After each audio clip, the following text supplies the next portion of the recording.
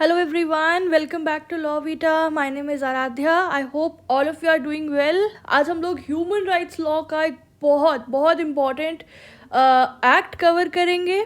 देखो, human rights मुझे लगता है सिर्फ बुक्स का कॉन्सेप्ट नहीं है, बल्कि हमारी ह्यूमन डिग्निटी का फाउंडेशन है ना. और ये एक बहुत ही इम्पॉर्टेंट एक्ट है जो कि ह्यूमन राइट्स का फाउंडेशन ले डाउन करता है हमारी कंट्री इंडिया में.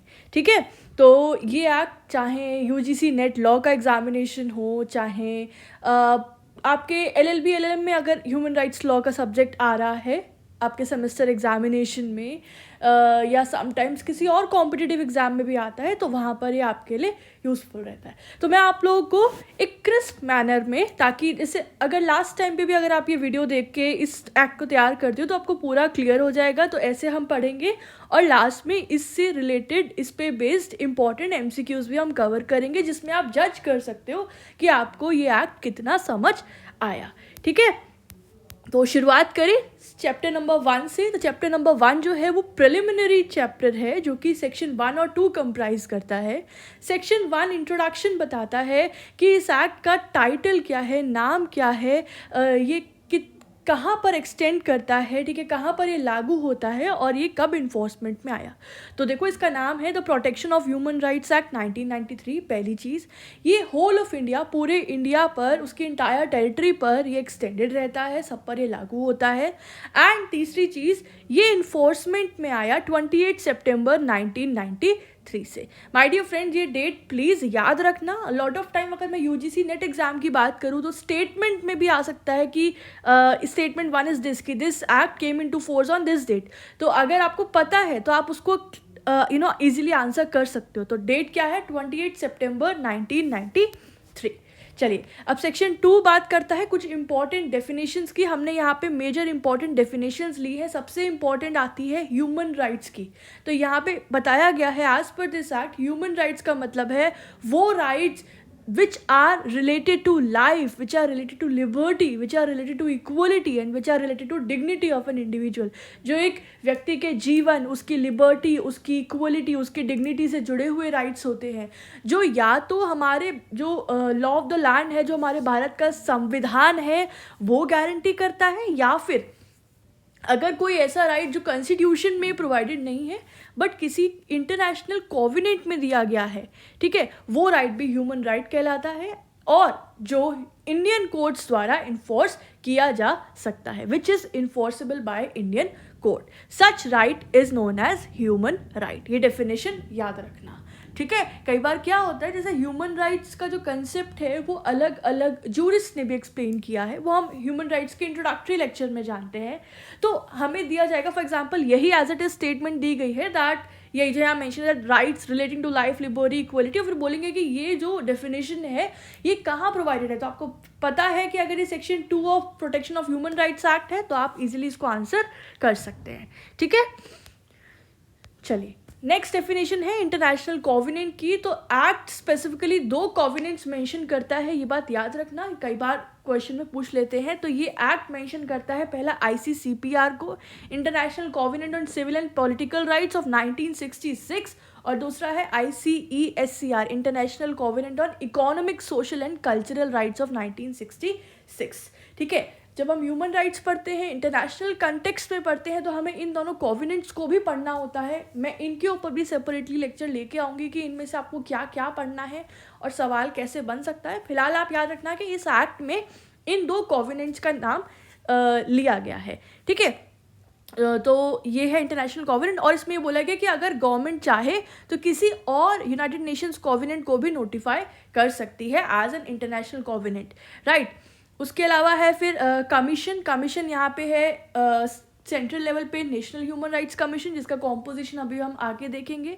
फिर है स्टेट कमीशन जो कि है SHRC, एंड फिर आती है डिस्ट्रिक्ट लेवल पर ह्यूमन राइट्स कोर्ट, जो कि स्टेब्लिश हुई हैं अंडर सेक्शन 30. ठीक है, तो ये हो गया. चलिए आगे बढ़ते हैं. अब है chapter number 2 which is specifically dealing with the national human rights commission. अब यहाँ पे एक बात और जानो कि अलॉट ऑफ टाइम क्या होता है, ये जो छोटे छोटे एक्ट होते हैं जिसमें बहुत ज़्यादा चैप्टर्स नहीं होते, उनमें क्या करते हैं लोग कि चैप्टर नंबर एक साइड दे देंगे और फिर एक साइड आपके उनके टाइटल लिखे होंगे, फिर आपको बोलेंगे कि मैच द फॉलोइंग करो. तो इसीलिए आपको जब जब किसी एक्ट में 5 या 6 चैप्टर होते हैं तो आपको चैप्टर नंबर के साथ उसका टाइटल क्या है ये भी याद होना ज़रूरी है। तो चैप्टर 2 जो है वो नेशनल ह्यूमन राइट्स कमीशन से डील करता है, ये आप याद रखना। अब इसका सेक्शन 3 बहुत बहुत इंपॉर्टेंट है, जो कि NHRC का कॉन्स्टिट्यूशन के बारे में बताता है कि NHRC को कौन कॉन्स्टिट्यूट करता है। तो NHRC का कॉन्स्टिट्यूशन सेंट्रल गवर्नमेंट करती है, प्लीज़ ये बात याद रखना, very important point of MCQ, central government constitute NHRC। अब हम बात करें कि इसका कॉम्पोजिशन क्या है, इस NHRC में कौन कौन लोग होते हैं। तो देखो पहले कॉम्पोजिशन अलग था, फिर 2019 में एक अमेंडमेंट हुआ, उसके बाद कॉम्पोजिशन में कुछ चेंजेस आए। तो हमें ये रीसेंट अमेंडमेंट के बाद जो चेंजेस हुए वो याद रखने हैं। तो NHRC में एक चेयरपर्सन होते हैं, ठीक है, जो कौन होंगे, या तो वो हमारे सुप्रीम कोर्ट के चीफ जस्टिस ऑफ इंडिया होंगे, फॉर्मर CJI होंगे, या फिर वो सुप्रीम कोर्ट के जज होंगे। चेयरपर्सन के अलावा एक मेंबर होंगे जो कि सुप्रीम कोर्ट के जज होंगे, एक मेंबर होंगे जो कि हाई कोर्ट के चीफ जस्टिस होंगे, एंड इनके अलावा 3 एक्सपर्ट्स होंगे, 3 अदर मेंबर्स होंगे जो कि एक्सपर्ट्स होंगे ह्यूमन राइट्स के फील्ड में। और ज़रूरी है कि इन 3 मेंबर्स में से एक पर्सन एटलीस्ट वुमन होनी चाहिए, ये कंपल्शन है, ठीक है। तो क्या कॉम्पोजिशन हुआ, 1 chairperson who may be a former CJI और सुप्रीम कोर्ट जज, 1 member who is a Supreme Court judge, 1 member who is Chief Justice of High Court, and 3 other members who are experienced in the field of human rights. अब कुछ deemed members भी होते हैं, ठीक है। Deemed members का मतलब ये है कि वो लोग ऑलरेडी किसी ना किसी कमीशन के या ऑर्गेनाइजेशन के मेंबर्स हैं, एंड वो बाय इप्सो फैक्टो यानी कि being the chairperson of that body वो इस NHRC के भी मेंबर होते हैं, ठीक है। तो ये कंफ्यूजिंग है, बट ध्यान से सुनना क्या क्या। चेयरपर्सन ऑफ NCSC यानी कि national commission of schedule caste, जो chairperson national commission of schedule caste के होंगे वो इसके भी मेंबर होंगे NHRC के। इसके अलावा national commission of schedule tribe, national commission of backward classes, national commission for minorities, national commission for women and national commission for protection of child rights, ठीक है। तो इन सारी ही कमीशंस के जो चेयरपर्सन है वो NHRC के डीम्ड मेंबर्स होते हैं, याद रखना। Commission of SC, commission of STs, commission of backward classes, child rights, minorities and women. इसके अलावा the chief commissioner for the persons with disabilities, ठीक है। तो ये सारे एक्ट करते हैं as a deemed member for the functions of NHRC, alright. तो आप ये याद रखेंगे। तो याद रखना ये फुल टाइम मेंबर्स नहीं होते हैं, ये डीम्ड मेंबर्स होते हैं, alright. Now chapter 4 talks about the appointment, कि अपॉइंटमेंट कैसे होता है इनका। तो इनका अपॉइंटमेंट होता है इन मेंबर्स का प्रेसिडेंट ऑफ इंडिया के through by on the recommendation of a high level committee. तो एक हाई लेवल कमिटी फॉर्मुलेट की जाती है जो कि प्रेसिडेंट ऑफ इंडिया को रिकमेंडेशन करती है NHRC के मेंबर्स का। तो अब हमें ये भी याद रखना है कि इस हाई लेवल कमिटी में कौन कौन से मेंबर्स रहते हैं, वेरी इंपॉर्टेंट। तो इस कमिटी के चेयरपर्सन होते हैं the prime minister of our country. Then इसके अलावा अदर मेंबर्स कौन कौन से होते हैं, the speaker of Lok Sabha, the home minister of country, leader of opposition Lok Sabha, leader of opposition Rajya Sabha and deputy chairman of Rajya Sabha. Please ये लिस्ट भी आप याद रखना, दिस इज इक्वली इम्पॉर्टेंट, ठीक है। अब सेक्शन 5 से लेके 8 तक इसके टेन्योर की और रिमूवल की इस सब की प्रोविजंस हैं। तो हमने यहाँ पे कलेक्टिवली लिखा है कि जो NHRC के मेंबर्स हैं उनका टर्म रहता है 3 years और until the age of 70 whichever is earlier, जो भी पहले हो, या तो 3 साल का टेन्योर पूरा हो जाए या फिर उनका 70 years का एज अटेन हो जाए। तो ये टर्म भी आप याद रखना। इसके अलावा पॉइंट है कि इनमें इनके मेंबर्स का रीअपॉइंटमेंट जो है वो अलाउड होता है, they are eligible for reappointment. वो अपना एक बार टर्म पूरा करके भी दोबारा अपॉइंट किए जा सकते हैं, ठीक है। इसके अलावा रिमूवल की बात करें, सो NHRC के जो मेंबर्स हैं they will be removed only by president on supreme courts inquiry, ठीक है। वो सिर्फ और सिर्फ प्रेसिडेंट के द्वारा ही रिमूव किए जा सकते हैं और सुप्रीम कोर्ट की इंक्वायरी के बाद अगर प्रूव होता है that there has been a reason of proved misbehaviour और incapacity on the part of the particular member, ठीक है। तो ये हो गया टेन्योर रिमूवल का कंसेप्ट। या आप पॉइंट याद रखना, each and every point is important है ना। स्पेसिफिकली अगर हम बात करें MCQ बेस्ड या ऑब्जेक्टिव बेस्ड एग्जामिनेशन में, चलिए अब चैप्टर 3 बात करता है एनएचआरसी के फंक्शंस और पावर्स के बारे में. This is very important.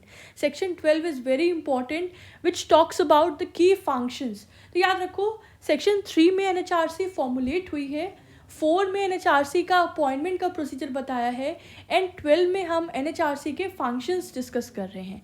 तो एनएचआरसी के क्या क्या फंक्शंस हैं, हमने इसकी ट्रिक भी बताई है, वो मैं आपको लेटर ऑन बताऊंगी. कुछ ट्रिक्स हमने देखी हैं अलग अलग चीज़ों को याद करने के लिए. तो क्या क्या फंक्शंस हैं. पहला, inquire into the human rights violations. जहाँ पर भी ह्यूमन राइट का वायलेशन होता है उन मैटर्स में इंक्वायरी करने का इनका फंक्शन है. आइदर ये सुओ मोटो यानी कि खुद से भी खुद के मोशन पे भी इंक्वायरी कर सकते हैं, या किसी के कंप्लेंट पे भी कर सकते हैं, या कोर्ट के ऑर्डर पर भी कर सकते हैं. इसके अलावा इट में intervene in the court proceedings with the courts approval. ठीक है, कोर्ट के परमिशन के साथ ये किसी कोर्ट प्रोसीडिंग्स में भी इंटरवीन कर सकते हैं where in the matter involves a case of human rights violation. Right. Next, NHRC visit the jails and detention centers and review the conditions. ठीक है, टाइम टू टाइम NHRC जो है वो jails and detention centers को visit करती है to check the situations and conditions of the prisoners, है ना, और अंडर ट्रायल prisoners उनकी conditions कैसी हैं, उनके कोई ह्यूमन राइट का वायलेशन तो नहीं हो रहा है, इन चीज़ों को एडमिनिस्टर करने के लिए, इनकी रिपोर्ट्स पर प्रिपेयर करने के लिए. इसके अलावा to review the safeguards under the constitution law. इसके साथ साथ NHRC जो है वो कॉन्स्टिट्यूशनल एंड लीगल सेफगार्ड्स को भी रिव्यू कर सकती है, ये भी इसका फंक्शन है. And it studies the international treaty and recommend the implementation. ठीक है, इंटरनेशनल ट्रीटीज़ को स्टडी करती है, ह्यूमन राइट्स रिसर्च को प्रमोट करती है, ह्यूमन राइट्स लिटरेसी को स्प्रेड करती है ना. इसके साथ साथ NGOs को एनकरेज करती है हुआ involve in the field of working for human rights and any other necessary functions जो कि ह्यूमन राइट्स के प्रोटेक्शन से जुड़ा हुआ है या उसके लिए नेसेसरी है. ठीक है, तो ये सारे मेजर फंक्शंस हैं, 10 मेजर फंक्शंस हैं NHRC के. सो डू रिमेंबर कि NHRC पनिश नहीं करता है, वो सिर्फ रिकमेंडेशंस करता है. ये भी एक इम्पॉर्टेंट पॉइंट है. Often may be asked in the exam in any form कि डज NHRC पनिश या does it have the power to punish. No, NHRC doesn't have the power to punish, rather it makes the recommendations to the concern authorities. ठीक है, अब हम बात करें कि NHRC की पावर्स क्या है. अभी तक हमने बात की NHRC के फंक्शंस क्या है, तो 13 पावर्स की बात करता है. तो ध्यान रखिएगा कि NHRC के पास सिविल कोर्ट जैसी पावर्स होती हैं, जैसे कि समन विटनेस को समन भेजना, है ना, पब्लिक रिकॉर्ड्स को ऑन ओथ एग्जामिन करना, डॉक्यूमेंट्स को मंगाना, एफिडेविट्स रिसीव करना, पब्लिक रिकॉर्ड्स को का रिक्विजिशन करना, कमीशंस इशू करना, है ना, और making any inquiry which is related to arrest type powers. Right. इसके अलावा इंस्पेक्शंस करना, डॉक्यूमेंट सीज करना.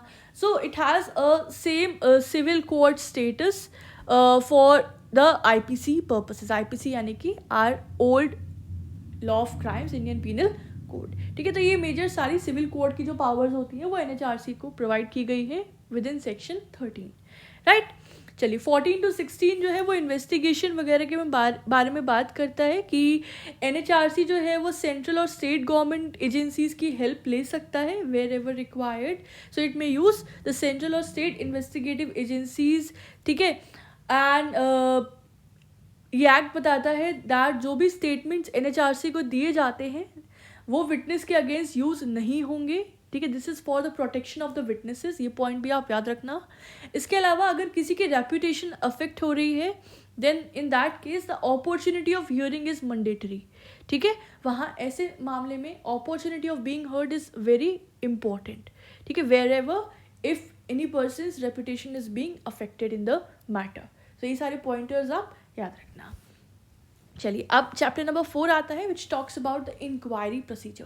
तो चैप्टर 1 हमने प्रिलिमिनरी डिस्कस किया. चैप्टर 2 हमने NHRC का कॉम्पोजिशन एंड अपॉइंटमेंट देखा. चैप्टर 3 में हमने उसके फंक्शंस एंड पावर्स देखे. अब चैप्टर 4 में हम इंक्वायरी प्रोसीजर डिस्कस कर रहे हैं. ठीक है, तो section 17 and 18 talks about the inquiry process and outcomes. It states that NHRC जो है वो गवर्नमेंट से रिपोर्ट्स मांग सकते हैं on varied matters wherein human rights concerns is there involved, and अगर डिले होती है तो डिले होने पर इंडिपेंडेंटली इंक्वायरी कंटिन्यू कर सकते हैं, right. If the government delays and NHRC can proceed independently. And after inquiry NHRC recommend कर सकता है क्या क्या चीज़ें. It may recommend for compensation, it may recommend for the prosecution of a guilty public servant, और for any interim relief, और for approaching high court और supreme court, और for publishing the reports and for taking the action. तो ये सारे recommendations NHRC कर सकता है after making the due inquiry in the reports, right. ये सेक्शन 17 एंड 18 इसका प्रोसीजर हमें बताता है. Section 19 is important, that talks about the armed forces related cases. तो ये कहते हैं that NHRC can only ask the report from the central government and make the recommendation. जब अगर कोई भी मैटर आर्म फोर्सेस से जुड़ा हुआ है, अगर कोई कंप्लेंट आर्म फोर्स के किसी मेंबर्स के अगेंस्ट की गई है, तो वहाँ पे NHRC रिपोर्ट सिर्फ सेंट्रल गवर्नमेंट से मांग सकती है एंड उसमें रिक्वायर्ड रिकमेंडेशंस दे सकती है. And government must report back with in the 3 months. तो ये आप टेन्योर याद रखना कि गवर्नमेंट को 3 month में रिस्पॉन्स देना होता है. तो एक तरीके से लिमिटेशन है जहाँ पे ऐसे मैटर में आर्म फोर्सेस के केसेस में NHRC डायरेक्ट इंक्वायरी नहीं कर सकता है. वो सिर्फ सेंट्रल गवर्नमेंट से रिपोर्ट मांगेगा and thereafter it will make the recommendations, and there is a time limit that government has to report back within 3 months. ठीक है. Section 19 talks about the arm force. ये बात आप याद रखना. Now chapter 4 is done. Now moving ahead, chapter 5 exclusively deals with the state human rights commission. ठीक है. Chapter 2 NHRC की बात कर रहा था, चैप्टर 5 SHRC की बात करता है. ये स्टेट लेवल पर ह्यूमन राइट्स कमीशन फॉर्मुलेट करता है. तो section 21 is important in that context, that talks about it's constitution. तो स्टेट गवर्नमेंट कॉन्स्टिट्यूट करती है SHRC, ये आप याद रखेंगे.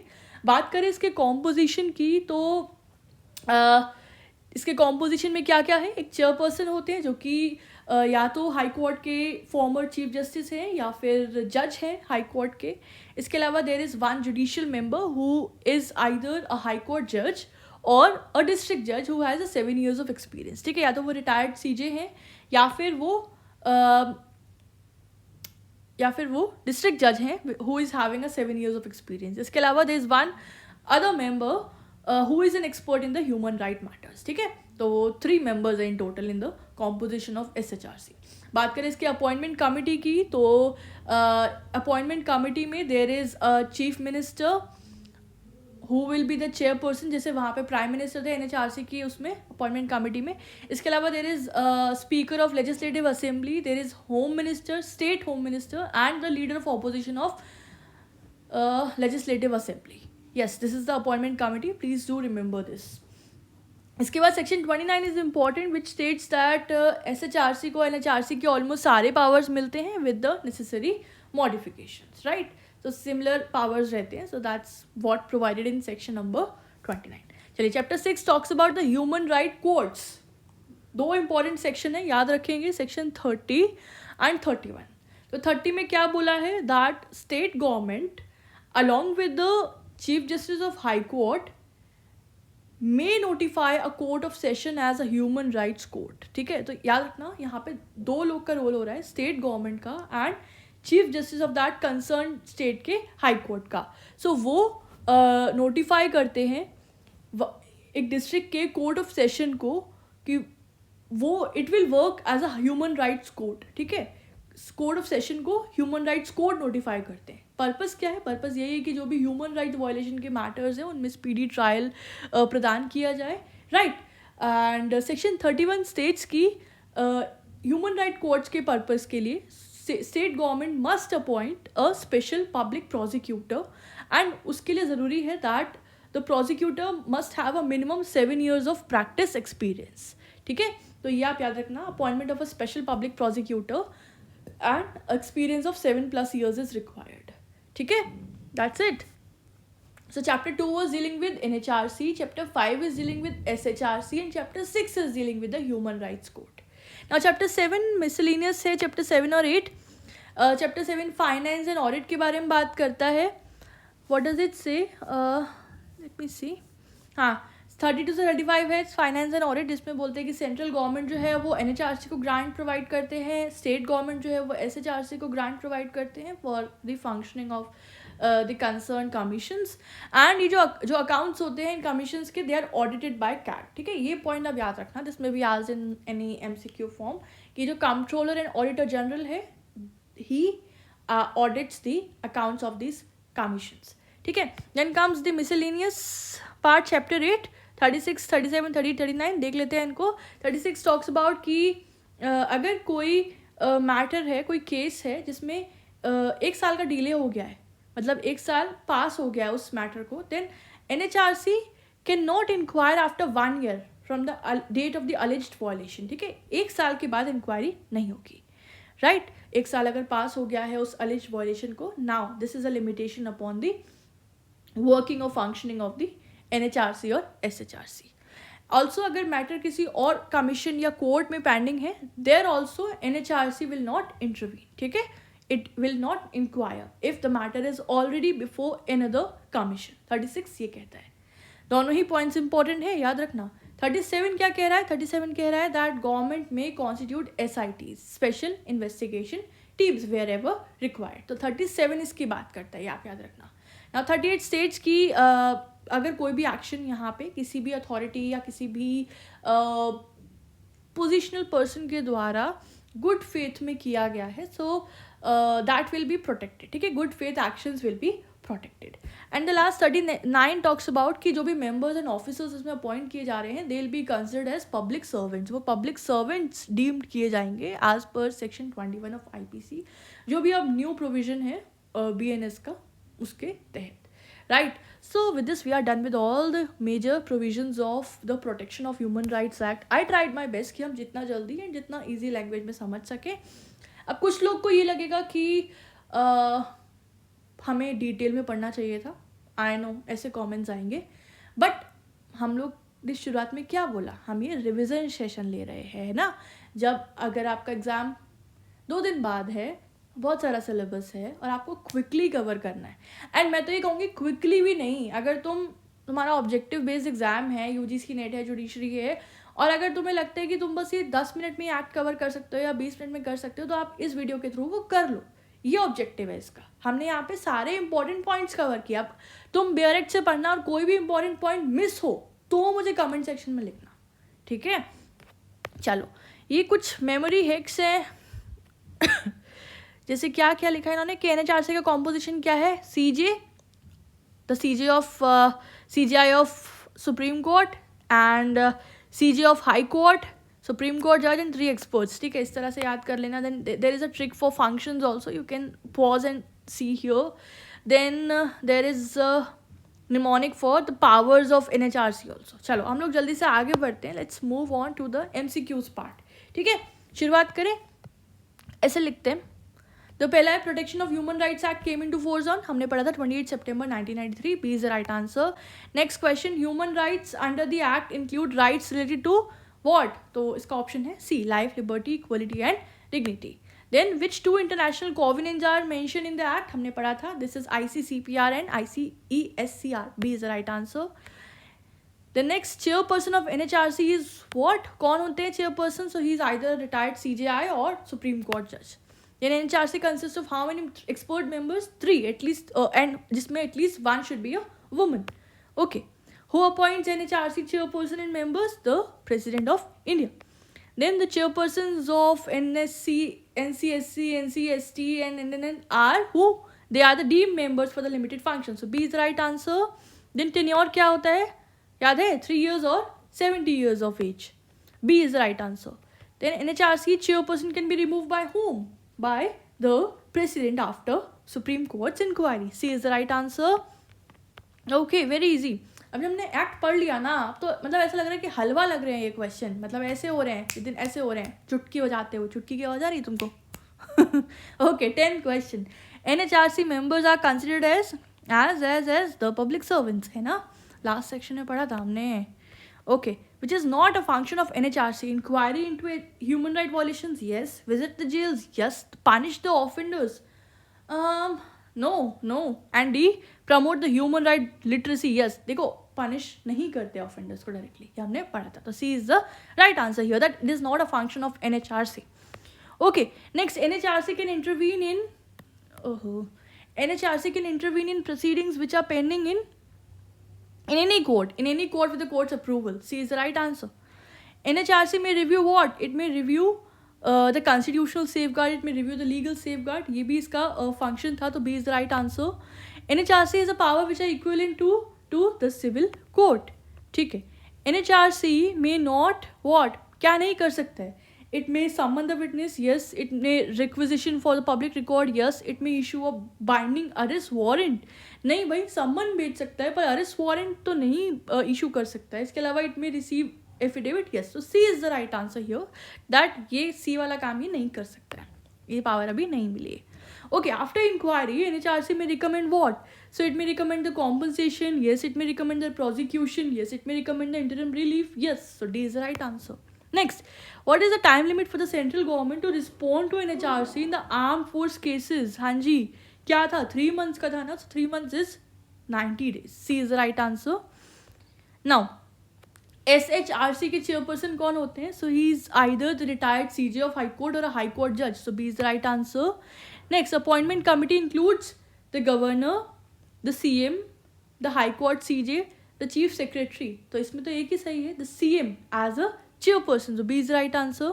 Next, SHRC powers are equivalent to the same as NHRC, that is civil court. B is the right answer. Next, the human rights court is designated by state government with concurrence of CJ of High Court. याद रखना. This is B. Section number क्या था? 30. Yes. The public prosecutor for the human rights court must have a minimum practice of 7 years.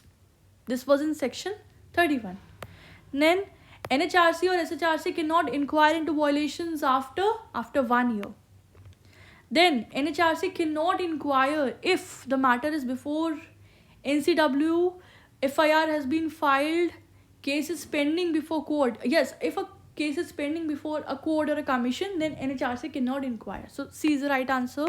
Then the members of NHRC or SHRC are treated as public servant. Already dealt with this question earlier.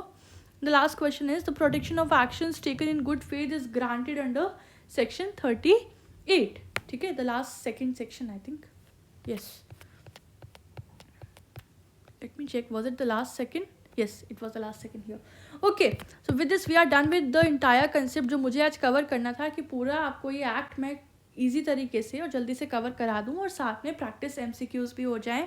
ठीक है, तो अब मुझे लगता है इस act के base पर ना कैसे भी सवाल आ जाएं, चाहे असर्शन रीजनिंग आ जाएं, स्टेटमेंट बेस्ड आ जाएं, मैच द फॉलोइंग आ जाएं, डायरेक्ट क्वेश्चन आ जाए, तुम लोग कर लोगे, मुझे भरोसा है कर लोगे अगर ध्यान से सब सुना है तो. अपने सारे रिव्यूज़ अच्छे बुरे बहुत अच्छे सब मुझे कमेंट में बताना. ठीक है, और UGC नेट के लिए बात करें तो स्पेसिफिकली अगर UGC नेट के कंप्लीट नोट्स तुमको चाहिए ना, तो मुझे इंस्टाग्राम पेज जो हमारा है lawvita_80 या फिर हमारी email ID पे कांटेक्ट करना. कुछ एक नॉमिनल अमाउंट पे हमारे नोट्स पेड हैं, या तो तुम सब्जेक्ट वाइज ले लो, अलग अलग सब्जेक्ट के ले लो, या फिर तुम कंपाइल्ड एंटायर सिलेबस के ले लो. तो एंटायर सिलेबस में ना हमने प्राइस बहुत लो रखे हैं. अगर टोटल के कंपैरिजन बताएंगे तो पूरी टेबल मैं आप लोगों को भेजती हूँ कि टोटल क्या है, सेपरेटली क्या है, एंड हमारा डिस्काउंटेड प्राइस क्या है. तो उस सब के लिए आप डिटेल्स के लिए मुझसे कांटेक्ट कर लेना. Thank you so much for watching. All the best everyone. Have a good day. Bye bye.